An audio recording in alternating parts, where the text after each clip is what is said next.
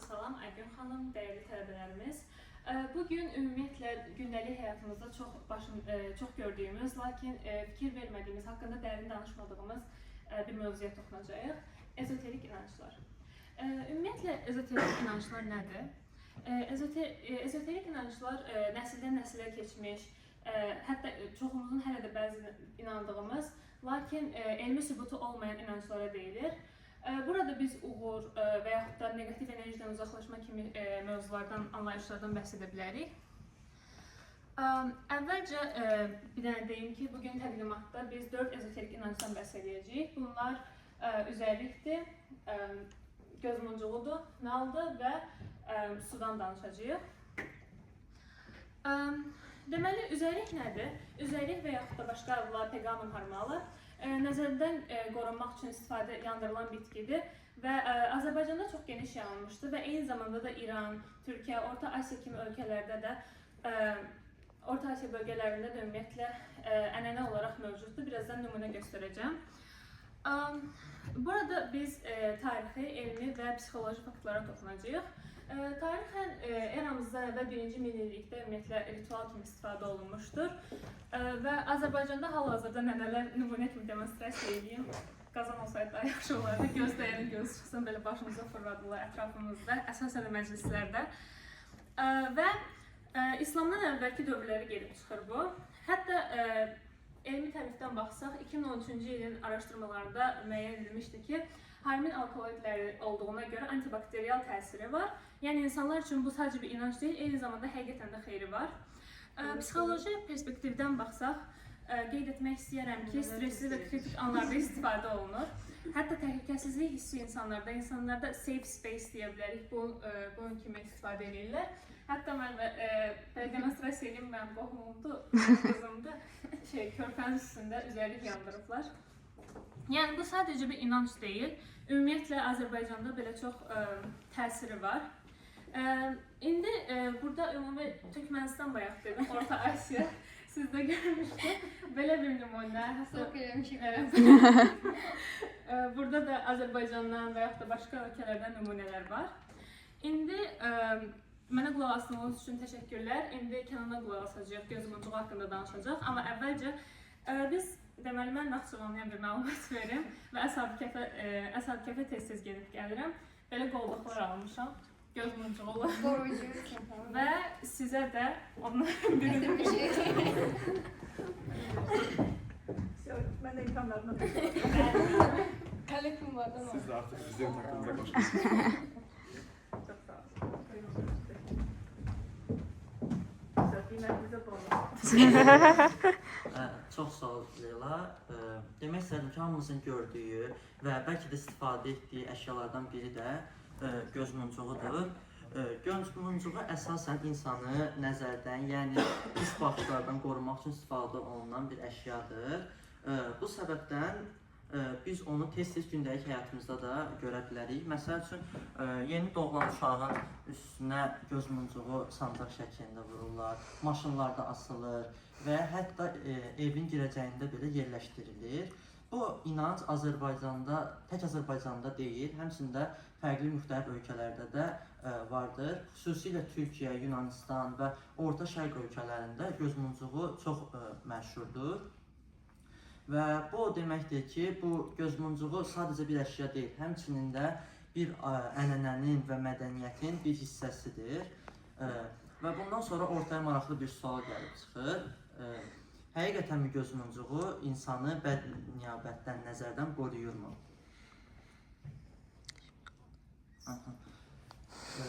Elmi sübutlar hal-hazırda heç bir qoruma təsirini gözmuncuğu tərəfindən tapılmayıb. Və bu o deməkdir ki, bu gözmuncuğun qorunma təsiri insanların şəxsi düşüncələrindən və inanclarından irəli gəlir. Amma buna baxmayaraq insanlar hələ də onu istifadə etməyə davam edirlər. Soruşa bilərsiniz ki, niyə? Çünki o onlara özlərini daha özgüvənli, təhlükəsiz və rahat hiss etməklərinə kömək edir. Hətta psixologiyada belə bir anlaşılma var ki, biz insanlar özümüz inanc vasitəsilə özümüzün özgüvənini artırmağa çalışırıq və qorumağa çalışırıq. Yəni, gözmuncuğun gözmuncuğu real təsirindən çox psixoloji təsiri vardır. Məsələn, bir insan gözmuncuğunu taxdıqda özünü daha özgüvənli, daha az stresli və rahat hiss etdiyini göstərir və öz işlərində daha uğur göstərdiyini bildirir. Və bu o deməkdir ki, ezoterik inanclar real təsirdən çox, daha çox psixoloji təsirə əsaslanır. Biz həmçinin də ADA Universiteti tələbələri arasında ezoterik inanclar barəsində sorğu keçirdik və bu sorğunun nəticələrinə əsasən deyə bilərik ki, tanışlıq səviyyəsi təxmini 71%-dir.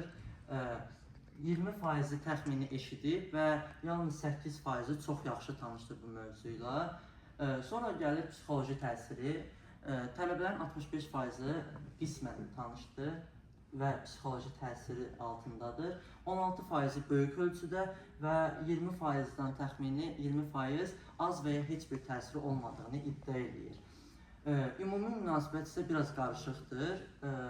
39%-i neytral yanaşır, 33%-i az bir təsirdə olduğunu deyir, 20%-i mənfi yanaşır və yalnız 8%-i müsbət yanaşır bu inanclara.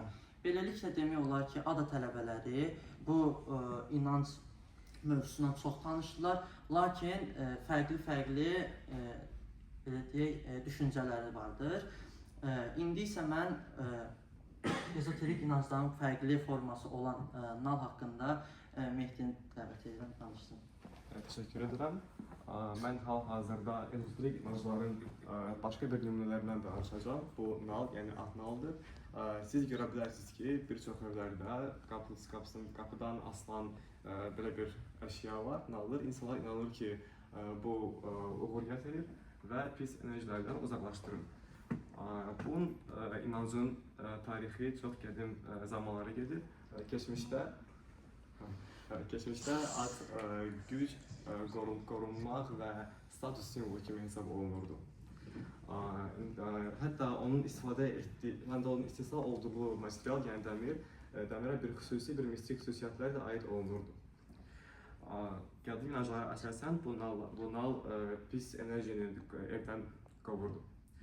Hal-hazırda Azərbaycan qəsəqində isə Azərbaycanda aparılan etnografik araşdırmaya əsasən folklorda və gündəlik həyatda insanlar hələ də buna inanır, yəni müasir Azərbaycanda.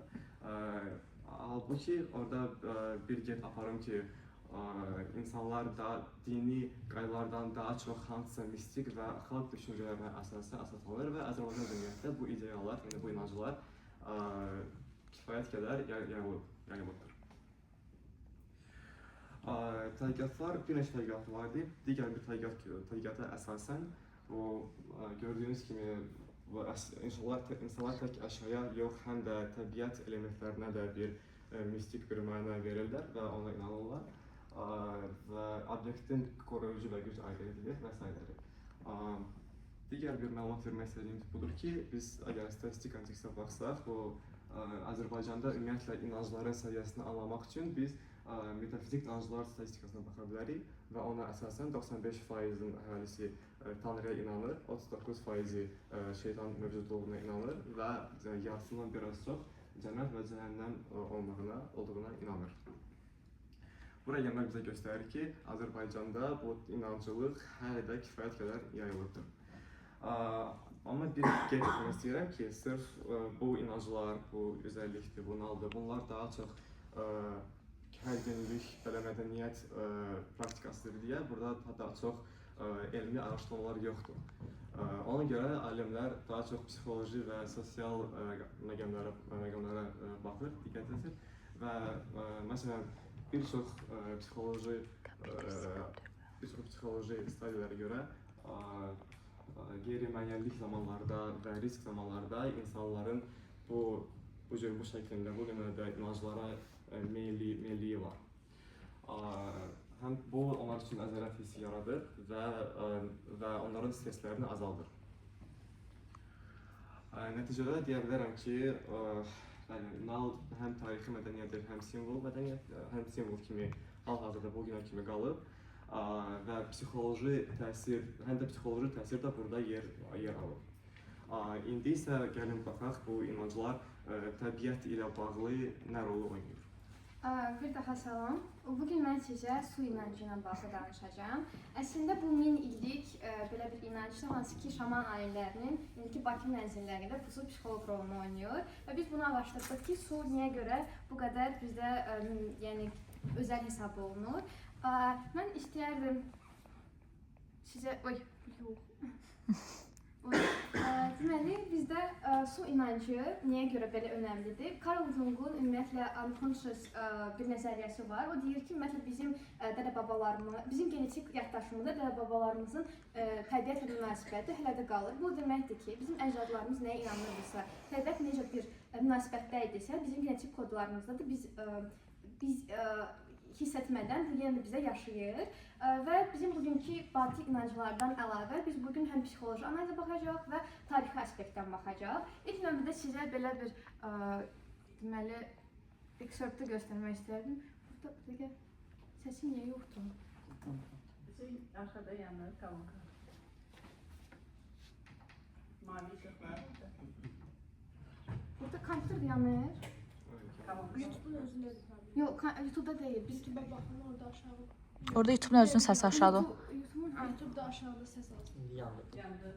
Bak aşağıda. Diğer arada uca suatım. Eşrafın rüzgarını Səndən azar şeylərləndi. Burada görə bilərik ki, necə həqiqətən bizdə bu mədəniyyət yenə də var və arxamızca su atırıq. Cehenneme git. Gəlin indi baxaq ki, bu inancımız hardan əmələ gəlib. Əslində bu inancın tarixi kökü var. Belə ki, hələ ki 7-ci əsrdə 7-ci əsrdə bizdə deməli Qədisiyə döyüşü olmuşdu. Qədisiyə döyüşündə Sasanilərin valisi Hürmüzan əsir götürülərək xəlifə Ömərin yanına, hüzuruna götürülür. Və Hürmüzandan soruşurlar ki, sonuncu arzun nədir? O deyir ki, bir qurtum su içmək istəyirəm. Onun üçün suyu götürürlər və xəlifə deyir ki, sən bu suyu içinə qədər mən səni toxunmayacağam, öldürməyəcəm. Və bundan sonra götürür Hürmüzan, suyu içmir, yerə tökür və yerə torpaq olur. Bu torpağa su qatışaraq, təbii ki, onu içmək mümkün olmur və xəlifə də öz dediyinə, sözünə belə deyək, xəyanət etmir və öz dediyi kimi onu öldürmür, canını bağışlayır və bizdə elə bir rəvayətə görə alınır ki, ilk dəfə həyat sığortası ilə su olub. Ona görə biz deyirik ki, su kimi getsin, su kimi gəlsin, su elə bir növ onu qorusun. Həmçinin burada biz ümumiyyətlə bütün proqram boyu tengrizm, animizm aspektlərini toxunmuşuq. O aspektdən baxsaq görərik ki, bu qədim türk inancıdır.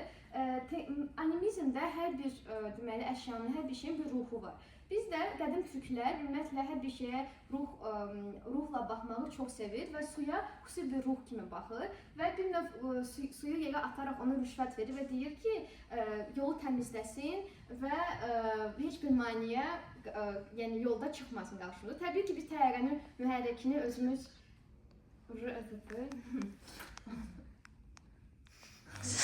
Çox sağ olun.